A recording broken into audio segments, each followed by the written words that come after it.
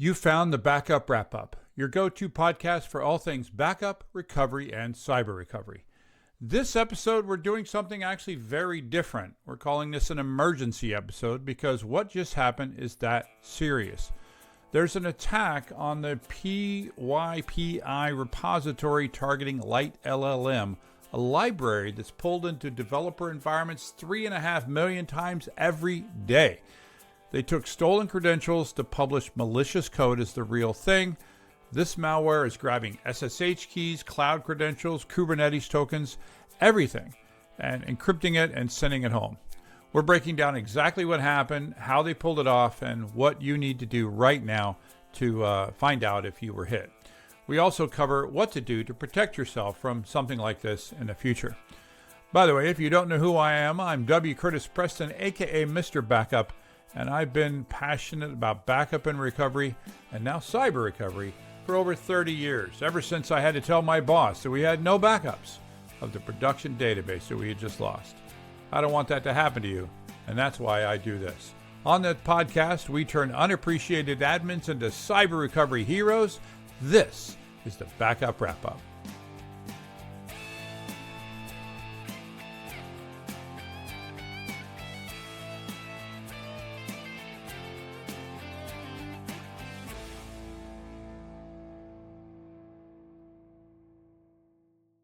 Welcome to the Backup Wrap-Up. I'm your host, W. Curtis Preston, and I have with me a cadre of joy.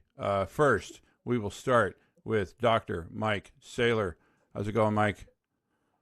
Doing well. Thanks for having me, guys. Yeah, we're glad to have you. I mean, it's a big. This is an important. I'm going to call it like emergency episode. We're recording this unlike normally. We're recording this very shortly before we publish. Prasanna, of course, my trusty. I was almost going to call you my trusty steed. Steed? You know, I don't think I've ever met a Persona or heard of a Persona racehorse, so that would be a first. That would be a first. Well, thanks for being here early in the morning for both of us because this is when we were available because we wanted to cover this. And I'm going to start with a story that happened when Prasanna was 4 months old. It's September 1982 in Chicago. You've got a headache. You walk over to your bathroom. You reach into what should be the safest place in your home. You open a bottle of extra strength Tylenol, take a capsule, and within hours, you're dead. This happened to 7 people, including 12-year-old Mary Kellerman. They weren't killed by a manufacturing error. They were killed because someone had tampered with the bottles on the store shelves, lacing them with potassium cyanide. There was a nationwide panic. Johnson & Johnson did the best, I think, a gold standard of response. They recalled 31 million bottles worth over $100 million. I remember this very much. You do too, Mike, right? Yeah, and this I thought of this story because when I was putting together the outline for this, Mike, I came across your it was a term that you used in our book that we wrote together, Learning Ransomware Response and Recovery, available for everyone right now. And you use the term getting poisoned by your own medicine cabinet because you go to a trusted source. In this case, it was an actual medicine cabinet. In the case of the story that we're going to talk about today, you use a library, in this case called, did people pronounce it People? P-Y-P-L? You ingest it into your network, and next thing you know, you have a catastrophe. So what are we talking about, Mike? I don't know that I've heard anybody actually pronounce it, but if they did, I think it would be Pipel. Pipel, not people. Python, yeah. Oh, that's right. It's Pipel, yeah. So P-Y-P-O. Yeah, in this case, everybody relies. Well, millions of organizations rely on what they felt was a trusted resource, a trusted medicine, if you will, for their daily updates and grabs from open source environments. And on the 24th, they did what they always do, and they go to this library, they use this tool, they download what they thought was legitimate uh, data software, or I guess a library in this case, and it turned out to be malware infected. So complacency and security are not congruent. Your security diminishes the more complacent you become. And in this case, just going to the same place you always go to get the same stuff you always get. And this time they got a little extra. And what did they get, by the way? I know it was bad, and I read that this tool that was infected is downloaded 97 million times a month. But what exactly happened to them if they put this tool in their environment? So what they downloaded was an infected version of the LiteLLM, which is a open source Python library. In this case, there's a legitimate version of that, and we'll get into hash values and fingerprints of things. So that it came from a trusted source versus a modified version of that, which on the surface looks the same, maybe even the same file size, looks the same, smells the same, did not taste the same.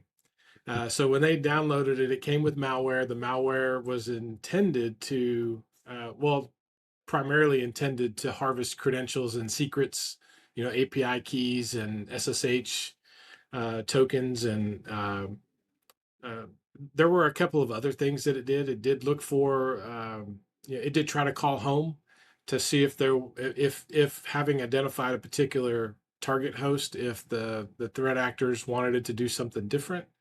I think there were some geographic implications. So if the malware knew it was in Iran, for example, it did something different than if it infected something, a machine or an environment in Europe. But yeah, it was designed to harvest secrets and credentials.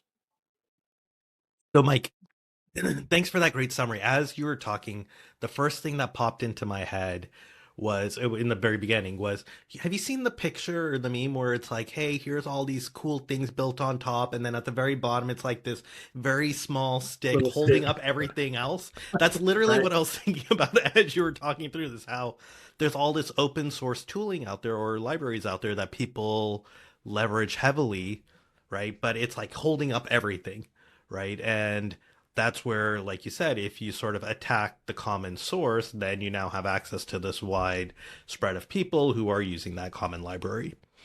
And a lot of times, like these open source developers, right, they aren't paid well, right, or at all. And so it's sort of in their good terms and wills that they're doing this. Curtis, as Mike was walking through this and kind of this sort of attack, another one that came to mind that we talked about on the podcast before, do you remember the developer who was wondering why SSH was performing slightly slower and realized that someone had sort of taken over the open SSH and had Yeah. sort of infected it, and just luckily he happened to notice because it was slightly different performance wise, Right. right? Yeah. But this sort of seems yeah, like another one of those like supply chain attacks. Yeah, and again, I'm the summary I'm reading here. There were two versions. There was like the initial version that sort of pushed out the second version, and the second version, which is 1.82.8, is even worse than the first version. But yeah, it's that you're subject to this because of, for those of you that aren't developers, the problem here is what we call dependencies. Prasanna, do you want to talk to that? Yeah. So if every single person out there had to write every single line of code from scratch, right, there'd be no software really out there, right? And so what a lot of people do is they'll say, hey, this package or this library does a whole bunch of things that I need to do. Instead of me writing it myself, let me leverage that library. And so you sort of import it into your code base, and that's what sort of gets built around. But you don't have access necessarily to everything in it. You're just sort of treating it like a black box almost, and being like, yep, Right. I trust whatever's in there. They've done their things, and this is the functionality I get. Yeah. Any comments on that, Mike? No, I completely agree. And one of the things that these bad guys did, either intentionally or incidentally, is when they pushed out the first version, that was kind of a test run to see how likely people were going to download that illegitimate version. In other words, they didn't check to see if it was legitimate, hash values and other things, and then how much time would they have to push a second update. And in this case, it went pretty quick. But if you don't identify the first one and it didn't get shut down, then pushing out a second one gives you direct access through updates potentially to those that downloaded the first version. We saw this a lot in the app stores on mobile phones. Bad guys would publish a seemingly legitimate and either entertaining or useful app to get people to download it and use it, and then the malware and the other nefarious things would come in the update to the app. It's like a tracer round, Yeah. right? For those of you that don't know what a tracer round is, it's a separate round that's not doesn't have a payload. We're talking like weapons here, right? And it's a separate round that just you can see it, you can see what it does, and you can use that for your the actual round. And in this case, the actual round was very very dangerous. So one thing about the go ahead. one thing about the dependencies that Mike had touched upon too, and I think is important, is as someone who is leveraging this library, right, in your code base, you have control about sort of how often you want to update. So say you are only developing once a month, right? You may not want to constantly be pulling a new version of that library into your code base, right? Or if you're doing it once a year. You have the ability to control how often. And so, like Yeah. Mike was saying, right, the fact that they pushed out a version sort of implies that, hey, people are sort of constantly updating to get the latest and greatest, because sometimes that's what people want, right? New functionality is always coming out. You want the latest and greatest. Mike, if you could jump into how someone would know that that they had this specifically, or maybe in general, how would you know that you have some sort of malware in your environment? Do you want to walk people through what we're talking about there? Sure. So if if you are if you're concerned that you might be affected by this supply chain attack, in other words, you often download these Python libraries, or actually, this attack group, team, um, I said team CPC. I mean, It's yeah, it's PCP, I team thought. PCP. PCP, yeah. Yeah. I was close.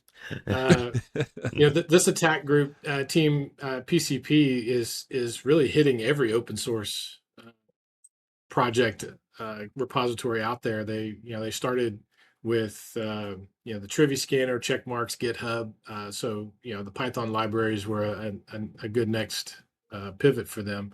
So if your organization often interacts, downloads, uploads, even, um, and definitely any that have uh, authenticated access to these repositories, you might be concerned that you've been affected by this attack.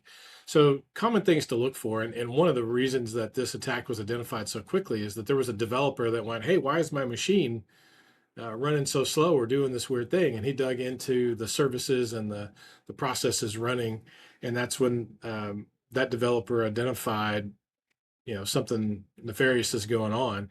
And that's usually the symptoms, much like getting sick. The symptoms tell us that there's something off.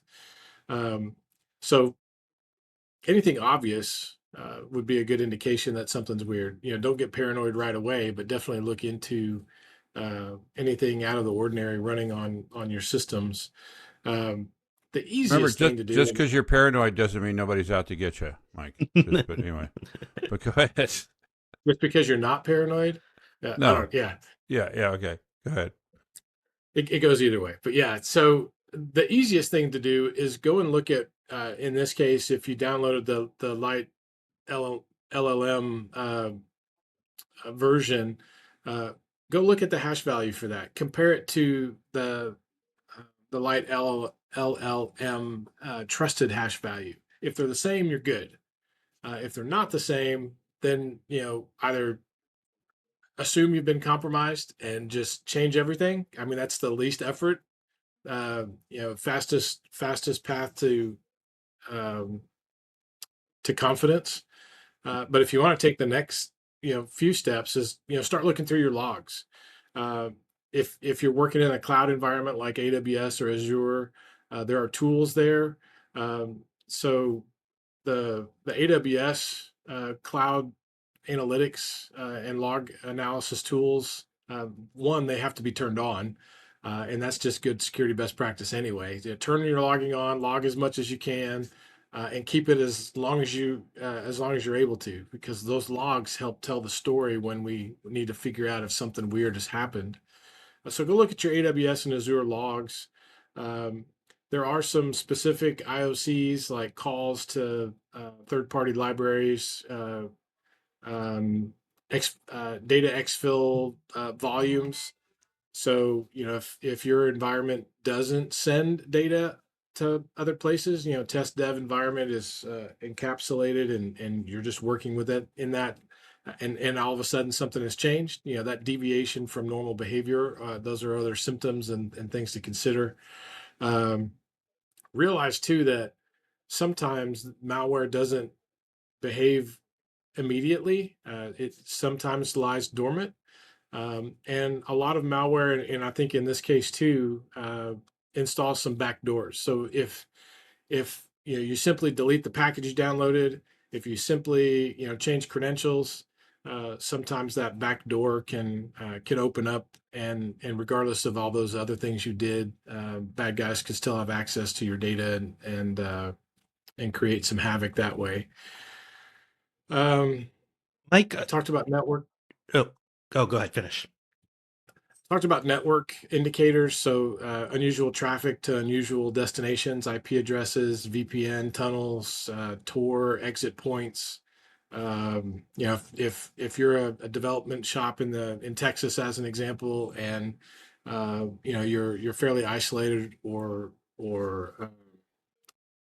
domestic, and you're seeing all this international traffic, especially around the dates, the last couple of days. Those are also things to be considerate of. Um, if you're a Kubernetes shop, there are some specific IOCs in this attack for Kubernetes.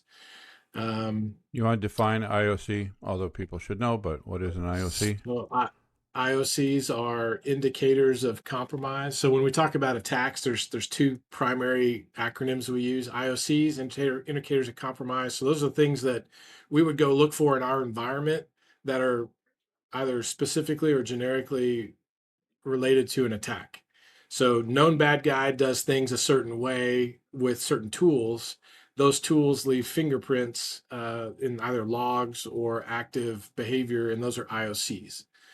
So hash values, certain file names, IP addresses, URLs, things like that. And then we have TTPs, which are tactics, techniques, and procedures. So what are the bad guys?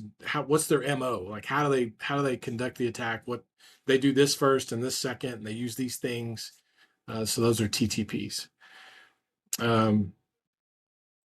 So reviewing those IOCs, and they've already been published. If you just Google, the LiteLLM supply chain attack IOCs and TTPs, you'll get those.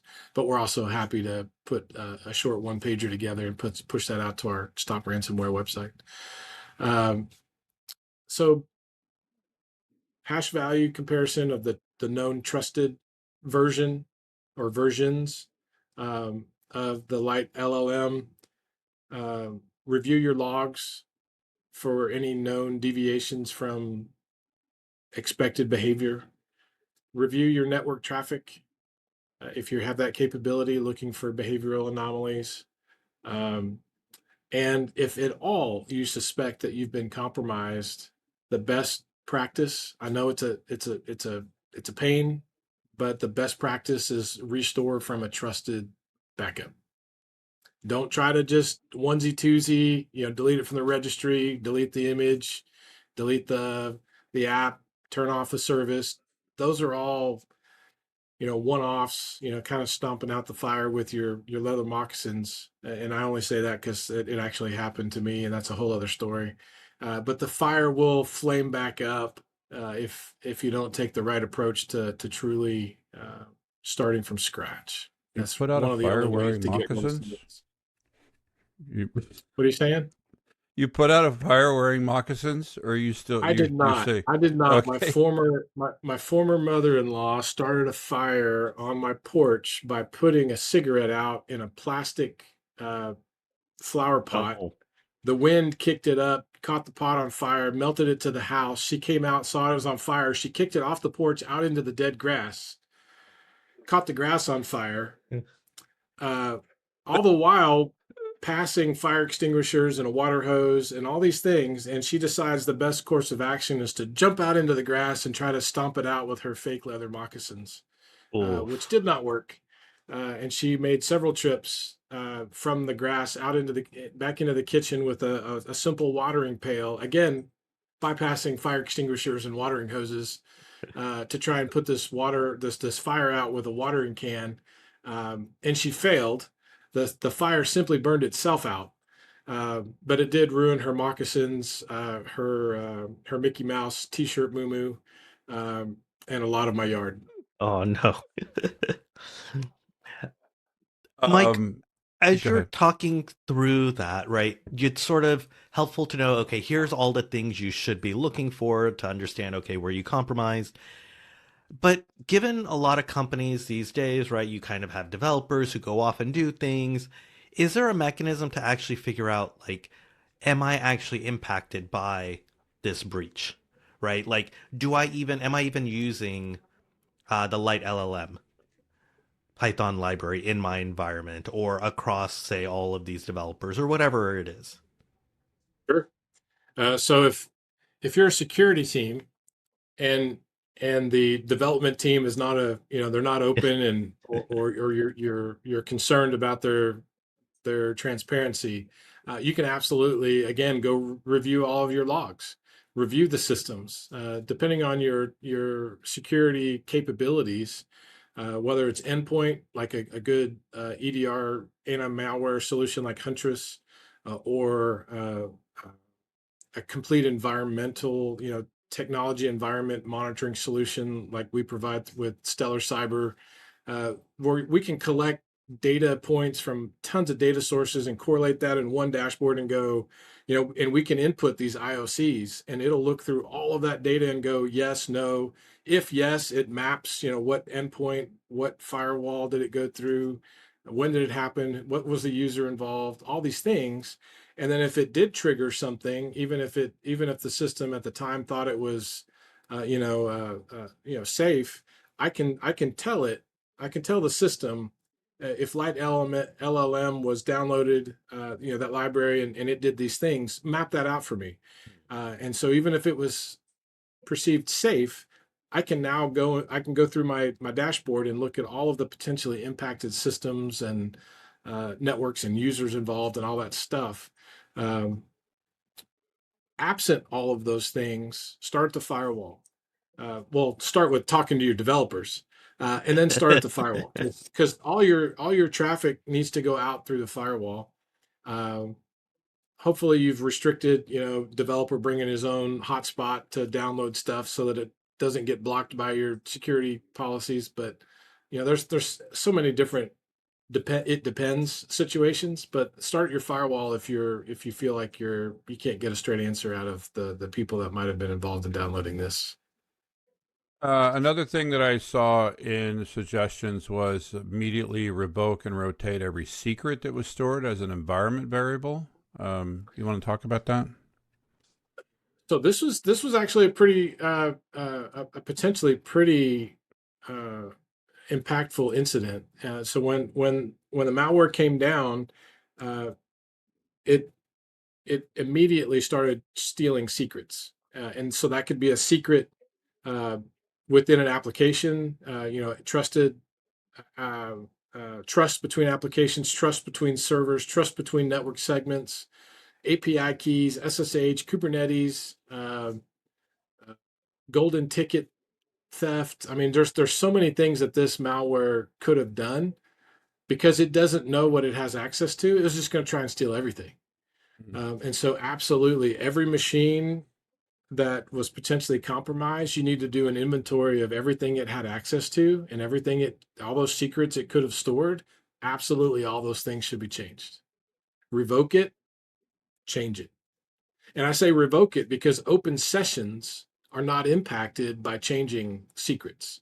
So you've got to revoke those open sessions first, and then change all your credentials and reissue tickets and all that good stuff. A lot of work. It sounds like a lot of work. You know, It is. This is a huge breach. It's why I wanted to jump in on this, and I'm actually gonna publish this early. Normally we wait till Monday to publish our episodes. I'm going to publish this one early because this is huge. I mean, when I heard that it was 97 million monthly downloads, and then I heard just how bad they're stealing secrets. I mean, I do go back to that Tylenol scare, right? Tylenol was such a trusted source, and then it was literally killing people, so it was, everybody immediately went and got the Tylenol and ripped it out of their shelves, right? And again, the vendor in this case did the right thing, right? They didn't hem and haw. They just said, give us back $100 million, of Tylenol. Mike, we're going to talk about like action items for the future. Anything else specifically regarding this attack for the moment? Well, I'll add with regard to this attack, it was found or identified fairly quickly, just within a few hours. That developer, was concerned about his system not running appropriately, and that's when he figured these things out, and it got communicated, and they took that that infected version down. So what I'd be interested to hear is what is the true impact of this? If it was only available for a couple of hours, how many organizations were impacted? Are there any follow-on attacks based on this level of effort it's going to take to fix? So if I was an infected or an impacted organization, much like Prasanna mentioned, all those things I talked about is things you need to do. That's a lot of work. That's not something you're going to be able to achieve in an hour or a couple of hours, maybe not even a couple of days, because changing some of that stuff may impact operations, right? So things stop working when you change trusts and credentials, especially from an operations perspective. So I'll be interested to see or hear in the coming months what the fallout from this, even if it was only a couple of hours. And if you take the 95 plus million downloads a month, and you divide that into the hours, so I think there's 720 hours a month on average. I just did that. I did. Great minds think alike. That's 134,722 downloads per hour. So that could be significant. And usually, it's not multiple developers in an organization. It's usually like one person is in charge for updating libraries and doing stuff like that. So that could be 130,000 environments. So that could be huge. And again, hopefully they will all listen to this episode. I hope so. And I hope they take it seriously, because once we steal those credentials, a lot of times those credentials now on a production side, like with service accounts and things like that, those are often randomly generated, some weird, hodgepodge, random alphanumeric, upper, lower, all that good stuff. And they're usually pretty long.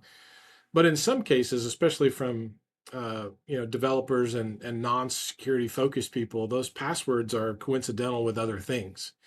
And so if bad guys stole credentials in this case, there's a good chance that developer uses that password or those credentials or those tokens for other things. When will we learn? So especially if you're a man, you're a development shop where you're doing development for multiple clients. Very often, your credentials are the same across multiple organizations, which is also bad practice. But Yeah, if they don't take this seriously and gonna kind of go scorched earth on rebuilding and remediating this, it could continue to be bad for a lot of these organizations. And by the way, even though this attack did appears to attempt to exfiltrate some data, again, the primary focus of this was credential harvesting, which would be a type of attack that an initial access broker would take. Right? I just want the credentials. I'm going to sell those to other people that know how to do or are interested in various other types of attacks. If you don't know what an initial access broker is, listen to our episode. What is an initial access broker? I'll put a link to it in the episode description. So let's talk about some action items. And the first thing I'm going to put on there is I'm going to say that, for the future, you need an inventory of your environment. You need an inventory of what software you're using and what dependencies you have. So I live in California, and one of the things we have here, if you sell food, you have to keep a list of all of the suppliers of where you get the food, so that when there's an E. coli on spinach outbreak, and they say it was these suppliers, you can immediately know.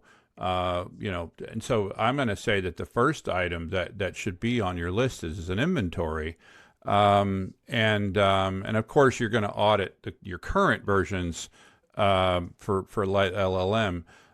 Let's talk about yeah, sure. Since you talked about an inventory, could I also say an inventory with processes to make sure people don't do things outside of sort of like what's approved, or like Mike had said, sort of like a security team who's kind of vetting the libraries before they sort of are allowed to be used within an organization. Absolutely, that makes a lot of sense. And then we're going to talk about the dependency pending and hash, the use of hash values. Prasanna, do you want to talk about that? Yeah, so what happened in this attack, like Mike said, right? The attackers updated the version of LiteLLM, people started downloading it. And one of the reasons that happened is sometimes when people set up to do these pulls of these dependencies and libraries, they'll just say, give me the latest, right? Rather than saying, okay, I want this particular version such that you know that, okay, that's the only one. So if they had done version pinning, which is to specify a particular version for my build, then they wouldn't have been able to download the latest version because it's only going to pick one version, right? And so that would have prevented that issue. Another thing, I know, Mike, you alluded to this earlier, is also sort of the hashing, right? So when you are downloading a version, confirm that, yes, this is the latest, or this is the version that I care about, and here's the hash that goes with it, so I know that it is a valid version of that library. It's something that I expected. You want to prevent sort of these supply chain attacks from immediately impacting you, because if you can sort of delay when you take the latest version, it gives other people time to react and sort of uncover these issues before you get hit. It's kind of like when you download the latest software updates on your phone or your car, right? Some people are like, oh, I want to be day one, like right as soon as it's available, versus others are like, hey, let's wait till it's baked out and they sort of worked out all the bugs, and I'll take like the .2 or the .3 of that initial major version. As a person I am not a developer, right? Never have been a developer. I have written some Perl. I've written some pretty mean Perl in my day, but I am not a developer with dependencies and such. That doesn't mean I don't know what apt-get, and so I'm going to be thinking about that every time I am downloading a tool and it says the first thing you need to do is update all your libraries, right? But I'm dependent on the people that wrote that tool to do the things you're talking about, because this is something that the person writing the tool has to do, right? They have to you said specifically call out particular versions, and also so again, because I'm not a developer, is that going to be provided by that tool, or is this something you're going to create when you download the trusted version that you're familiar with? The vendor, the developer, Okay.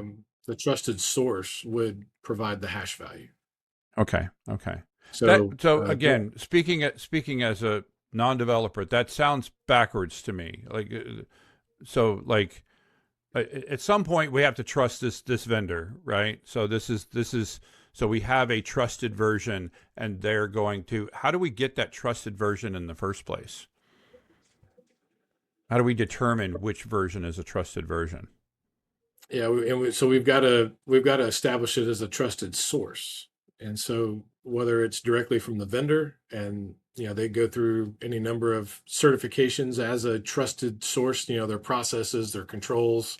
So that could be an ISO certification, or a SOC 2 Type 2 audit certification, or something like that, that helps us as consumers feel confident that they're doing business in a secure and good way. But it's just a piece of paper, right? And it's some third party that it happened at some point in time. I could have gotten an ISO 27001 security certification over everything I do yesterday. Well, today's a new day, and I could have changed things. And so there's always a level of diligence, regardless of how much trust you put in something. And there are several organizations I know of that whenever they download something new from a trusted source or not, they run it in a sandbox environment for a period of time, primarily to determine operational impact. Is this going to change, or is it going to kill a process, or is it even going to work with our systems? We see this a lot with Microsoft patches. Those are all well known for creating issues. Yeah. Well, this could very well follow that same methodology. Whatever you download, you need to sandbox it for a period of time before you implement it even in your test dev environment. Yeah. But, I've done a lot but of. yes, Go ahead. yes, you're the people that created something, and they want to be, they want to maintain their reputation and the integrity around their product. They will often publish the hash value of that file or that object, and it's very difficult to uh,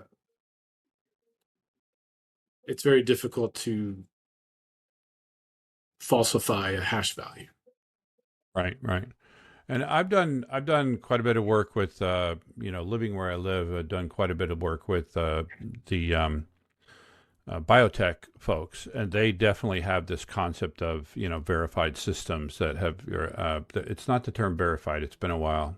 They have another term for the systems that have been verified, and they very much you change a single thing in the environment, and they have to re-verify the entire system. So. That's something a lesson that we could take from them. I am, of course, going to suggest that if you haven't hardened your backups, now's the time to harden your backups. We talk about this a lot in the book, and and all of the usual things of MFA and password management, and hopefully passkeys. Moving forward to passkeys and separating, right? So putting a different authentication and authorization system for your backups. I know it's a pain, but just like everything else in security, good security and convenience are not necessarily in the same,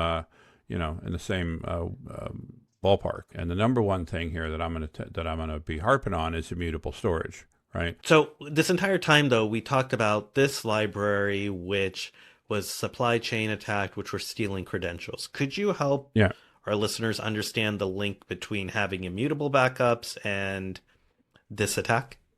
Yeah, great. So the one of the things if you go back earlier in the episode, one of the things Mike said was restore your whatever this is from a trusted backup, right? From a backup that you trust.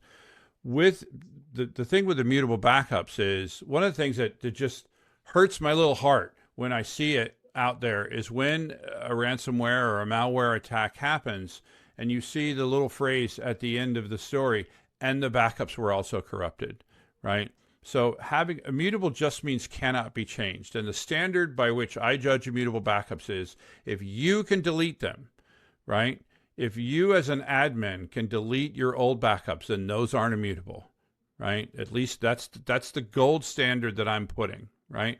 So configure your backups in such a way, talk to your vendor. How do I do this? Configure your backups in such a way that even you, the super, God level access on your backups, if you cannot delete backups before they're supposed to expire, then you actually have immutable backups. If you're anything less than that, you're immutable-ish, right? I'm not saying it's crap. I'm just saying the closer you can get to that level of immutability, and Prasanna, you always bring up, when we start talking about actual immutable storage, there's like the compliance mode and what are the two mode, compliance and governance mode, right? And the governance mode is the more stringent one, right? Yeah. And so basically that mode of, and we're talking, in this case, we're talking about like object lock in S3, that if you enable the stricter mode, even you, the owner of the account, cannot delete objects before they're supposed to expire. And if that's the way your backups work, then that's truly immutable. And if that's the case, then the bad guys can't delete or encrypt or corrupt your backups, which means that you can then use them to restore this library, right? That's a great, thank you for making me get up on my soapbox and explain that. And again, I mentioned it already, but of course we're, basically in your whole environment, look at MFA. And again, literally the last episode, Mike was a little bit rolling his eyes on MFA, but he doesn't think my MFA is bad. It's not perfect, which is why we're trying to move to passkeys. But if you don't have MFA, if you have passwords in the wild that are securing things that are important, and you don't have MFA, Mike, do you want to explain why is MFA? What does it do in this situation when somebody does happen to harvest your credentials? What is the purpose of MFA? So MFA is supposed to be a second layer of security, and we consider it an out of band. And out of band means, if I'm logging into my computer, the MFA doesn't pull up on this computer. It goes to my phone or an authenticator app or another email address. And that's important because if bad guys also capture your MFA token and they're already at your computer or they're already in your environment and they already have your credentials, then your MFA is useless. It's not providing that extra layer of security. MFA is also a good way of determining if your credentials have been stolen. So if you get a text message or an email on your phone that says, here's your MFA key for Facebook or LinkedIn, you're like, well, I'm not logging into those right now. Somebody else is. And so that's a good indication you need to go change your credentials and maybe even try to figure out how that happened. But one of the problems with MFA is if I'm on my computer and I log into something and it says, hey, you need to check your MFA device or your app, put in that code. The very next thing that happens is usually why MFA's value diminishes significantly. And that is a pop-up window or a subsequent web page that says, do you want to trust this device? Do you want me to remember you? And if you click yes, then you don't have to do MFA for that login anymore. So at work, for your bank, probably not your bank, but LinkedIn, Gmail, whatever it is, if you click remember me or trust this device, you have saved that MFA token in your browser. And so now bad guys just need to get you to go to a bad website or potentially even download some malware, and they will harvest that MFA token. And if they can compromise your credentials by getting you to click a link, they can also create a new session as you with that new MFA token, whereby bypassing the value of having MFA to begin with. Can they only do that on the computer where the MFA token was generated? It's only valid there, right? They cannot do it. They're not limited to the computer it was generated on. They just need access to the browser or the computer to take the saved MFA token out of the browser. So I can do that remotely. Do that remotely from anywhere in the world. If I can get you to go to a bad website, that will then suck that MFA token out of your browser. Or get you to click on a phishing email or go to a website to download, malware, and that malware, similar to this LiteLLM, will harvest those MFA tokens for me. And so just to make sure I understand, so if they've got your credential, your username and password, and that saved MFA token, even though that token was created on this laptop, they can use those three things to log in as me anywhere. High probability. Okay. All right. Curtis is freaked out. Yeah. Great. Yeah. Why are you always doing this to me, Mike? I'm trying to get your hair to match my hair. There are things you can do from an organization security perspective to limit that. And in other words, as a security admin for a company, I can go into Office 365 as an example and say, no concurrent logins. Mike can only log in one time. I can say, Mike can only log in from domestic IPs, or we block all, known bad IPs, China, North Korea, etc. And there's a list of those that's published every day of every week. There are things that we can alert on. And so if Mike's logged in and Mike logs in again from a different IP address, and we would, especially one that's very far away, we call that impossible travel. So if I've logged in from Texas and 10 minutes from now, someone logs in from even, Kansas, but that's impossible travel. And so that should be alerted on and potentially even automatically blocked. And if we want to take a very strict approach to that, whenever we see that impossible travel without explanation, we suspend the account. Yeah, sure, Mike isn't going to be able to work for a couple of minutes, but Mike's about to get a phone call and say, where are you, Mike? And what are you working on? So we can clear this up before things get bad. And that is the key to incident response these days, is how fast can we respond to weird stuff before bad things happen? Speaking of alerting, Mike, do you want to talk about how the kinds of things that people should be doing to make sure that they are aware that they get these alerts when something like this happens? What should they be following? How should they be doing that? I'll tell you, just about every tool that's out there has free training. We're too lazy to take it. We're such a consumer driven culture. We just want the latest, greatest, use it now, share it with my friends, and move on with our day. We very rarely set time aside to watch the video or read the manual. And I'm guilty of that too. But it's all out there. So if you want to know how to secure your Gmail or please don't be using Yahoo or Hotmail still, or definitely not AOL. But if you have whatever your account is, there is guidance out there from whoever that provider is to help you secure it and be more aware of when weird things happen. For example, in Gmail, there's a security tab where you can see all the last logins and IP addresses and time and date. And a lot of people don't know that. You can do the same thing with iCloud. For your bank, very similarly, there's a security tab.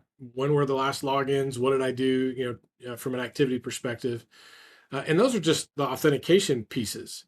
Well, what about the behavior? So, what if someone was able to log in to one of these accounts, and like my bank, what if they start to transfer money, or they steal my credit card and they're buying tires in Utah?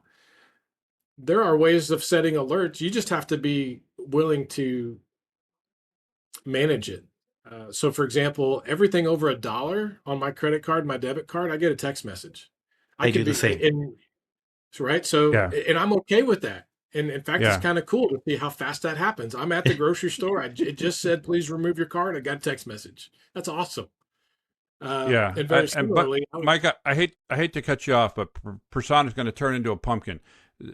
Those are great things. It wasn't the question I was asking. My question I'm Sorry. asking is, no, it's fine.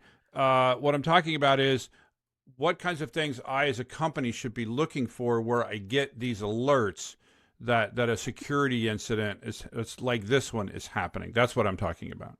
So you got to define the role first.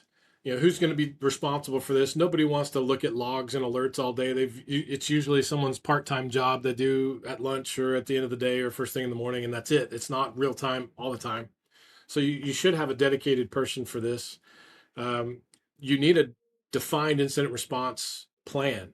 And so for every alert I get, I need to follow these procedures. Every alert, even if it's false positive, you've got to go through the process of determining it's false positive and documenting that. So in the future, someone goes, hey, that thing happened. How come we didn't do something about it? Well, I looked at it and I thought it was false positive. You know, where do I get these alerts? This is my question. Legit. It wasn't a legit alert. So go into all of your systems.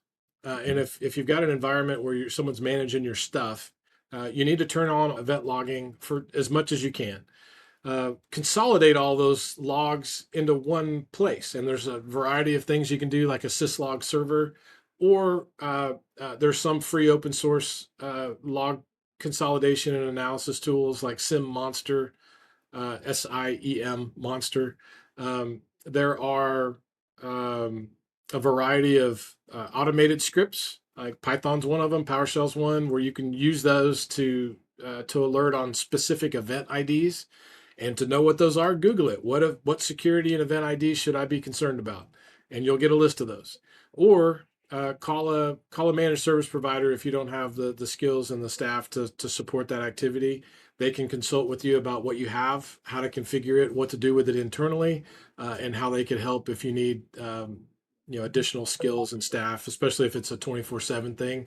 Cybersecurity managed services today are so affordable. Everybody should have it. There's just no excuse. And if you don't have it, it's going to impact your ability to get insurance in the future. If you have a breach like this, your damages from lawsuits are going to be a lot bigger because you weren't diligent. But yeah, there's absolutely any number of ways of collecting this information, being able to automatically alert on it. You just have to have the people and the procedures available to take action. And Mike, I guess, as Curtis had asked that question, one thing I was thinking about is like, hey, I work at a company. All these issues are constantly happening. Where as a person do I go to understand, hey, where are the latest breach alerts or other things like that happening? That's kind of what I was thinking. I don't know, Curtis, if that was what you were intending to. That is the question I was asking, Mike. I just wanted you to say like cve.org or something. That's what I was looking for. Apologize. I'll start clarifying my understanding of your questions in the future. So CISA.gov, CISA.gov is a good site. There are a ton of Twitter or X profiles. You just search, cybersecurity threat intel in X, and you'll find good accounts. So that's people that's all they do, and it's very timely. In fact, a lot of stuff will show up there as a quote unquote proof of concept before CISA or some of the other agencies will actually publish it as a known exploit or an attack. It'll be a proof of concept that someone has observed out in the wild. There are vendors out there that provide free threat intelligence. If you're part of critical infrastructure, get with your state. There are state information sharing and analysis centers that you can subscribe to for free, and you'll get daily, sometimes hourly updates on threats. And if you're part of critical infrastructure working with the state ISACs, they'll even help with your response. So there's just too much to get into from a resource perspective, but CISA.gov is a good one. I know we covered a lot of these in the book. Buy our book. But if you could give me a list of those, and we'll put them in the show description, because I think this is a big deal. It's an opportunity for people to get scared, to then go, evaluate their life. All right. Well, thanks, Mike. This is great. Thanks for getting up. It's for you. It's not as early, but Prasanna, definitely you're early bird. Like you're not an early bird, but I am an early bird. If you are. Yeah. Okay. Well, yeah. I'll just say thank you, Curtis, for getting on the camera at 7:30 in the morning, because this is not. Have you had your coffee yet? I've had 2 cups actually. By the way, I had a cup of Java in a Java mug, very old Java mug that you can see if you watch the YouTube version of this. All right. Well, thanks you two, and that is a wrap. The Backup Wrap-Up is written, recorded, and produced by me, W. Curtis Preston. If you need backup or DR consulting, content generation, or expert witness work, check out backupcentral.com. You can also find links for my O'Reilly books on the same website. Remember, this is an independent podcast, and any opinions that you hear are those of the speaker and not necessarily an employer. Thanks for listening.